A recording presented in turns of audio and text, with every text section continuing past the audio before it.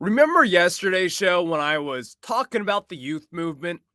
Well, the Washington Nationals just sent down Luis Garcia, and I have some thoughts.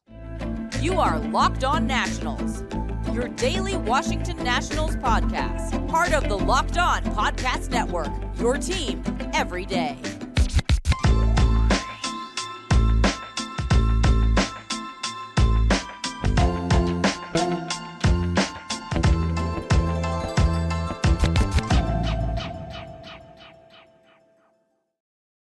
This episode of Locked On Nationals is brought to you by eBay Motors. A championship team is about each player being a perfect fit. Same with your vehicle. So for parts that fit, head to eBay Motors and look for the green check. Stay in the game with eBay Guaranteed Fit. ebaymotors.com. Let's ride. eBay Guaranteed Fit. Only available to U.S. customers. Eligible items only. Exclusions always apply. And thank you guys for making Locked On Nationals your first listen every day, as we are free and available wherever you get your podcast. I'm your host, Ryan Clary. To the everydayers out there, you know where to find me at Ryan Clary 11 over on Twitter. You can also follow the show page at LO_Nationals on Twitter or X or whatever the hell you want to call it. Today's show, we're going to be, later on in the program, we will discuss kind of what I've noticed over this last week with the NL Central. The NL Central between the Reds and the Brewers. The Reds have a half-game lead in that NL Central spot. Now, we just beat the Brewers 2 out of the 3 games. Now we're on to Cincinnati, and we're playing them in a 3-game set to start this weekend. And oh man, postseason baseball in August, because they're both in that playoff race right now, and they need to win games badly. We'll preview that series a little bit later on. Also, as we know now, Blake Rutherford, outfielder for the Washington Nationals, down in AAA, a former first-round pick, and as well as former first-round pick with Jeter Downs. Both have been called up because you have Luis Garcia being optioned down in AAA, and you also let go of a left-handed bat with Corey Dickerson. I'm going to tell you guys about those two players a little bit next, as they are both really intriguing, being former top prospects. We'll discuss that later. Let's start off with this. First and foremost, Corey Dickerson was DFA'd by the Washington Nationals.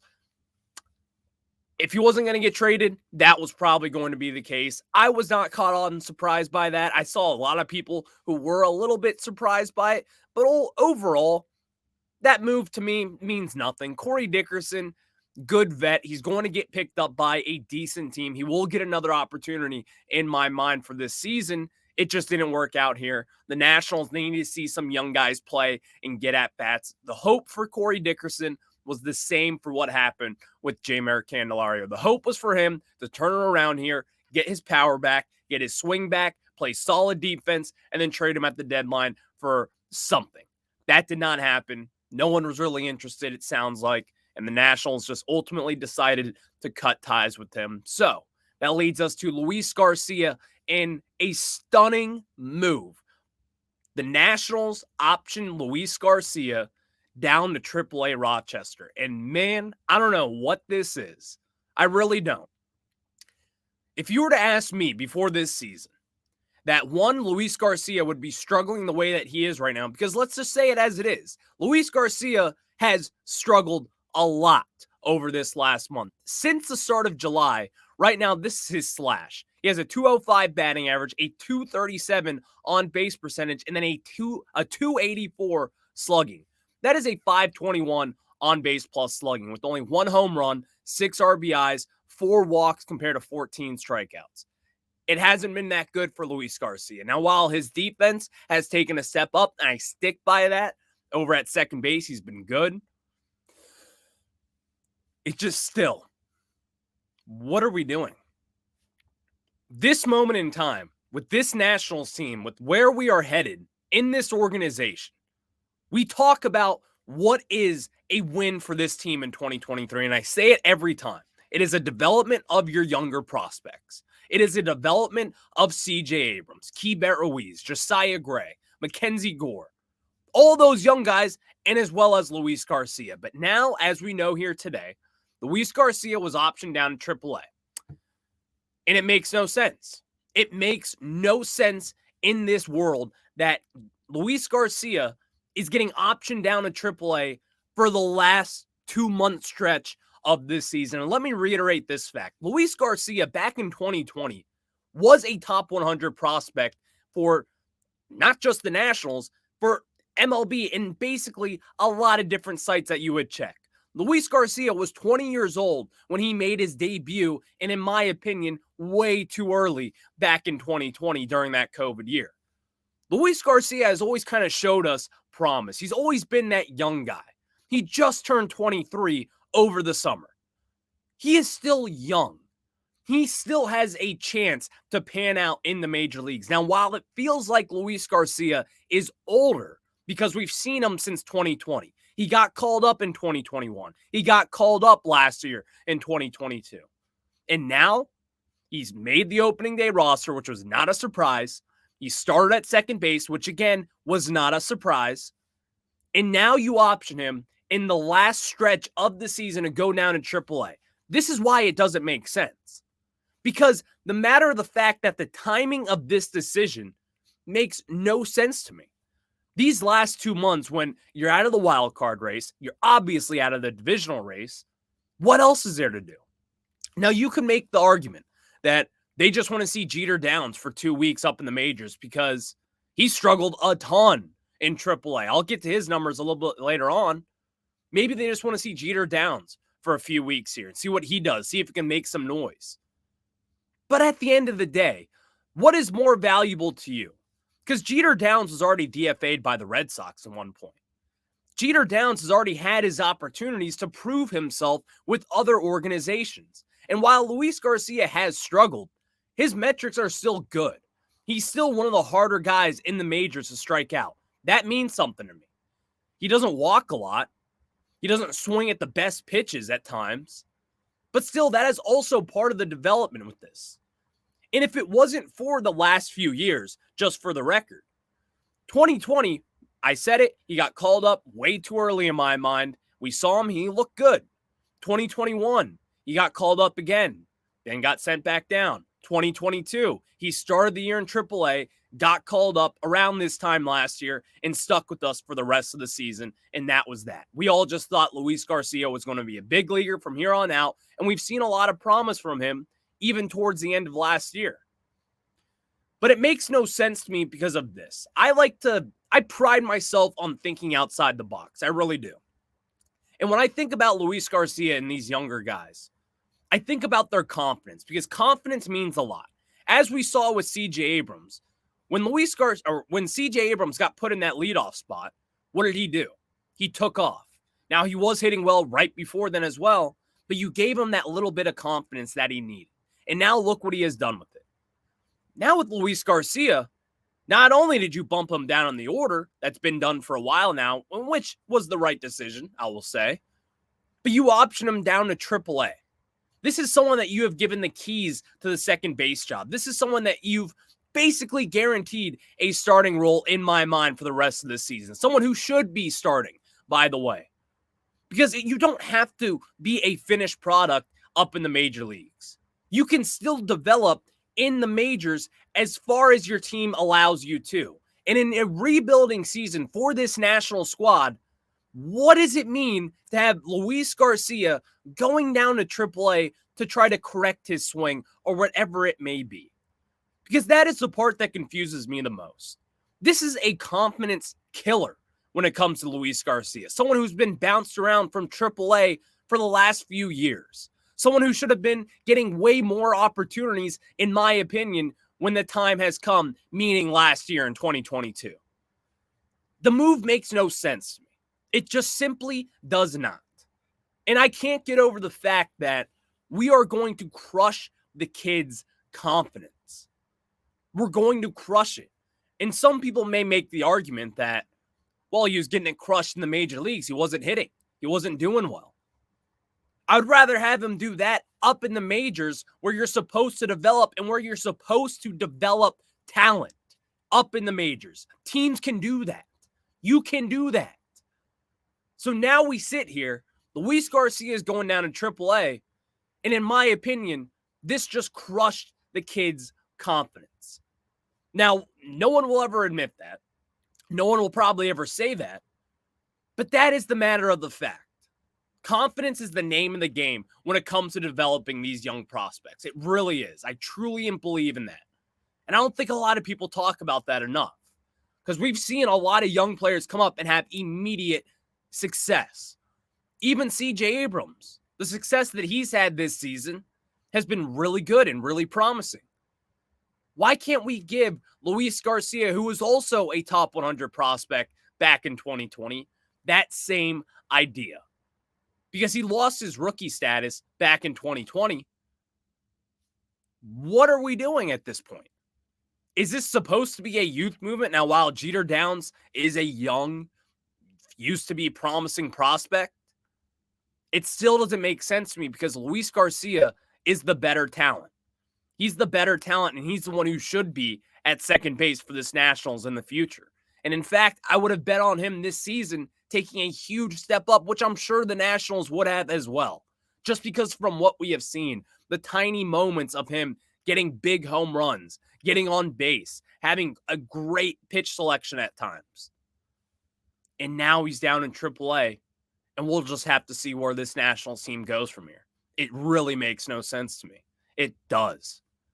But with that said, the Nationals, they have called up 2 prospects to replace Corey Dickerson, who was cut from the team, and as well as Luis Garcia, who was optioned to AAA. That is Jeter Downs and Blake Rutherford. I'll tell you guys about those 2 guys, but before we do that, I got to tell you guys about our friends over at Sleeper. And do you think Elly De La Cruz can get a home run tonight against the Chicago Cubs? Well, I sure do. And on Sleeper, you can swing for the fences with up to 100-time payouts. All you have to do is choose 2 or more players that you like and select more or less on their stat categories like home runs, strikeouts, hits, and more. Get your picks right, and you could win big.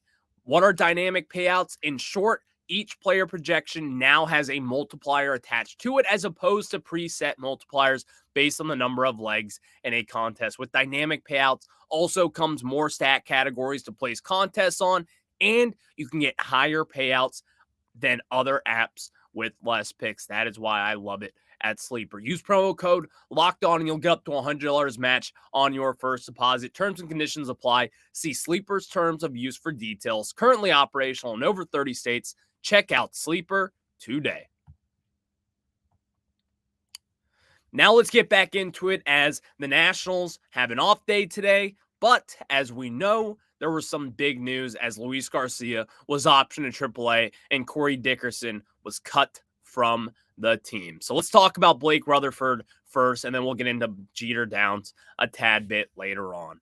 Blake Rutherford was a first-round pick by the New York Yankees back in 2016. He is a 26-year-old right now. He has not made his major league debut, and this guy was also at one point a top 40 prospect in all of baseball, similar to Jeter Downs. A lot of different catalogs and sites were really high on this guy coming out of the draft in 2016, and the Yankees were as well. But since then, he was traded from the Yankees to the White Sox along with prospects for David Robertson, Todd Frazier, and Tommy Conley. Since the pandemic, over last year with Charlotte in AAA, he did not do well with the Chicago White Sox, and he hasn't really been himself since his first 2016 season. 2016, he killed the baseball down in rookie ball. I believe he even got the call up to low A with the Yankees and did really well. Blake Rutherford is an actually very interesting piece for this Washington Nationals team, and you can't really look beyond the fact that this guy has killed the baseball so far in 2023. He played 32 games down in AA Harrisburg, got the bump up to AAA. What he did in AA, though, was pretty crazy. He batted .340. He had a .390 OBP, a .612 slug that was good for 1,000 OPS. This is the kind of guy that I'm interested in.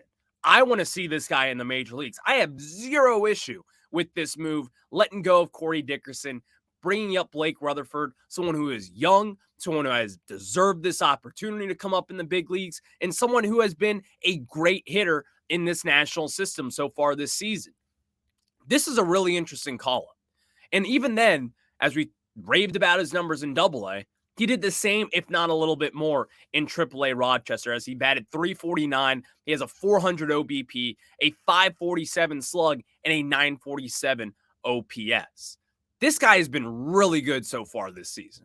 Blake Rutherford is kind of someone that before the season started, I wanted to see him do something down in AA and AAA. He did something. He did something at both levels. He was their best hitter at both levels in my mind as the numbers go. So he deserves the call up here. And I think the Nationals going forward, they probably should consider the fact that they could be playing this guy close to every day. Now, obviously in situations with Rutherford, you all know that just because he was a former top prospect, as the Nationals have a lot of those guys in this system right now, doesn't mean he's going to be click and hit right away in the major leagues. In fact, it's probably a little bit doubtful, if we're being honest, in these situations. These guys were DFA'd for a reason. They were cut ties from their former teams for a reason. But now, getting this new opportunity with the Nationals, as we've seen plenty of guys in the past, they do sometimes can click with other organizations, and that's just a matter of the fact. But Blake Rutherford is a very intriguing option for this Nationals team. It's really just intriguing. He just turned 26. He can play all three outfield positions. He'll probably stick best in left field just to start out in the major leagues. He's not really a center fielder. He's decent defensively, nothing amazing. He's about average, I'd say. But what has stuck out for him this season is what he has done at the plate and really his slugging numbers as a whole. That is what this Nationals team needs right now. They need extra base hits. They need them quick and they need them fast at this moment in time. Because you get rid of Jeimer Candelario, that was one of your main power bats. That was one of your guys who was getting the job done and having Lane Thomas and C.J. Abrams ahead of him. He was racking up those RBIs. You need someone like a Blake Rutherford in order to get on base and as well as just simply get hits. I like this decision by the Nationals. In my opinion, I think it was a little late even, just from what he has done in 62 games so far this season. It's been an impressive go for it, and I think Nationals fans will be excited to watch this kid. Because if you remember, if you're really into prospects, like I love prospects. I love everything about them. You heard Blake Rutherford's name back in the day. The Yankees really pride themselves on developing their first-round picks. Rutherford at the time was a pretty high candidate for that Yankees squad. I believe he was up to the number 2 prospect in their system at that time. So they didn't just give him up for nothing. They got a lot of good prospects not prospects at that time. They gave up Rutherford for a lot of good major league talent like David Robertson, Todd Frazier, and Tommy Conley. So it's going to be really interesting going forward. Now let's talk about Jeter Downs, as we have seen him already this season, but I'll refresh your memory with him. He was a first-round pick, 32nd overall by the Reds in 2017. Nice little nugget here. Jeter Downs, alongside with Josiah Gray, was traded to the Dodgers in that Yasiel Puig, Alex Wood, Matt Kemp, and Kyle Farmer trade that eventually was a great trade for the Los Angeles Dodgers. I'll just say that because Josiah Gray and Keibert Ruiz got them, you know who, Max Scherzer and Trey Turner. But Jeter Downs was then traded to the Red Sox in that huge Mookie Betts deal. Jeter Downs is a former very highly anticipated prospect by the Dodgers who did a great job developing him. And even then, the Reds, they did a solid job as well as developing some talent with them. But he was DFA'd by the Red Sox this past offseason. It did not pan out for him ever since the pandemic. And I think that is a key part in these prospects is that post-pandemic, you'll see a lot of guys. A lot of guys went south and a lot of guys went north. Jeter Downs is one of the guys who went south. His numbers really just plummeted from there on out. As in 2021 in Worcester in AAA, he batted .191 with a .606 OPS. And then in 2022, he batted .197 with a .728 OPS. Now, those numbers are pretty pedestrian, if we're just being honest. Only 14 home runs in 2021, and in 2022 had 16 home runs. This is the part where I'm just kind of like, why are we doing this again? Because so far in 2023, in 3 games and 3 teams, 45 games this season, he's batted 165 with a 628 OPS. You send down Luis Garcia, you're bringing up Jeter Downs, again, a former top prospect, a much higher anticipated prospect than Luis Garcia was. But the production is nowhere near the same. And that's down in AAA, and as well as rookie ball, and as well as high A Wilmington. He even got the call up for the Nationals, played at one point, only got 2 at-bats, got no hits, didn't really do anything. I don't know where to go from this. I don't know what this move is. I think it's fine. In my opinion, if it was up to me, if I'm looking into a magic 8-ball and trying to predict the future here, they're going to give Jeter Downs about 2 weeks up in the major leagues, maybe a month at max, maybe that. And then what they'll do, if he's not good enough, see ya, DFA. That is the only opinion that I have, and that is the only decision that I really have an issue with when it comes to this Luis Garcia, Jeter Downs fiasco. I want to see Garcia up in the big leagues, as I'm sure a lot of you do as well. I want to see the development of that kid because I still believe in that talent. I believe in the hit tool. I believe in the advanced metrics that back the support of his type. He's still good, in my opinion. He's gone through these big struggles in July. He's kind of fallen off. He's been striking out a little bit more than what he usually does. He's not walking a lot, which he never has done. His defense is still fine, but we're sending him back down to AAA, and we're bringing back up Jeter Downs, who again has a sub 200 batting average in the minor leagues this season. Youth movement. The youth movement. It's fun times here in Washington, D.C. Thank you guys for making Locked On Nationals your first listen every day. Tonight, the Nationals are off, but tomorrow they play against the Cincinnati Reds. We just got done with that Milwaukee Brewers series in which we took 2 of 3. Alex Cole had that wild walk-off one, which I wish I could have talked about in today's show. But we had to talk about some roster moves that I wasn't a big fan of, to say the least. Next, we'll talk about the NL Central spoiler week as the Nationals. This is the time of year where it gets a lot of fun. If your team is not in the postseason, well, postseason baseball, it's here in the regular season. We'll tell you about that a little bit after this. And now, let's get back into it as the Milwaukee Brewers. They just lost 2 of 3 games to your Washington Nationals. Mackenzie Gore shoved in yesterday's day game against the Brewers. He struck out the side 3 straight batters in a row to end his day. Mackenzie Gore looked great in yesterday's game. Let's get off that real quick and real fast. It was overshadowed by that wild 9th inning against Devin Williams. But again, Mackenzie Gore was the highlight of yesterday's game. I even failed to mention him in that 60-second short I did after yesterday's game just because of the fact that this team had a walk-off win. Alex Cole, one of the scrappiest players I've ever seen in my entire life. Well, he dinks that ball over to third base. He's still, this Nationals team, they found a way to score. They found a way to put runs on the board, and they found a way to win that game. That means something for this young team. But also, on the other hand, the Milwaukee Brewers, even with their stud closer on the mound, found a way to lose that game. And now the Chicago Cubs are playing against the Cincinnati Reds in tonight's game, which, by the way, the Cubs, they're also close in this division hunt. They play against the Reds tonight at 8:05 Eastern time.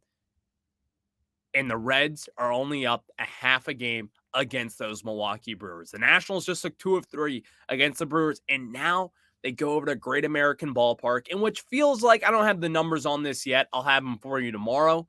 It feels like we just play Cincinnati really well when we're down there. I just had that feeling in my head. At this moment in time, we play them so well in Cincinnati. I have some great memories from watching this National squad down in Cincinnati, even in the 2010s when we were good, and at times when they were also good with Joey Votto, Homer Bailey, all those squads as well. Then Yasiel Puig late in the 2010s. Those were always fun games to play against that team because those Reds, they were a mean team back then. A mean, brutal team. But now, they're the mean, great team. And we are not that great. But even then, I get up for these games because this is the week, as I've been saying. These next 2 months, I want to play spoiler. Last week, the trade deadline over the weekend against the New York Mets, I wanted to be the one to ruin their season. I wanted to win 3 or 4 of those games up at Citi Field and knock them out of postseason contention. Little did I know, we didn't even have to beat them. They beat us, and even then, they still sold. That was great to see. Now, it's time for the Cincinnati Reds, as we already took care of those Milwaukee Brewers taking 2 of 3. They can't come into Nationals Park without thinking about that 2019 wildcard race. And now, Cincinnati Reds, you're up. I think it's going to be a great series. I think this is going to be an electric, fun series, not only because the Cincinnati Reds are a very fun team to watch right now, and Elly De La Cruz has been one of the brighter spots in all of baseball this season. Don't let this be forgotten, though. He has gotten really cold over the last few weeks here. The Nationals, they've been playing some really good baseball, really inspired baseball, and just playing up to competition. So I expect that against the Cincinnati Reds come this Friday through Sunday series. It's going to be a fun one. The Nationals, they got their chance to play a little spoiler, and the Nationals, we're going to show off the scrappy Nats from here on out. Because yesterday's ball game, down a run in the 9th inning, don't count us out. You could see a couple dinky hits, which again, Dominic Smith, a dinker hit in yesterday's game to get on base. Another bad error by a Brewers defender to cost them the game at Nationals Park. We sleep on that fact of it. What a game yesterday was. What a game. What a win. What a way to spoil some seasons. Let's get it going against the Cincinnati Reds coming into town. Thank you guys for making Locked On Nats your first listen every day. Tomorrow's show, we will be previewing this Red series to a greater extent as, again, if we're playing postseason teams, I want to win some baseball games. I want to see some development from the young cats. I'll talk to you guys tomorrow on the flip side. And even then, Nationals are off tonight. We'll just see what has to happen. I'll catch you guys tomorrow. Enjoy it. Enjoy the day off. Have a good one. Go Nats.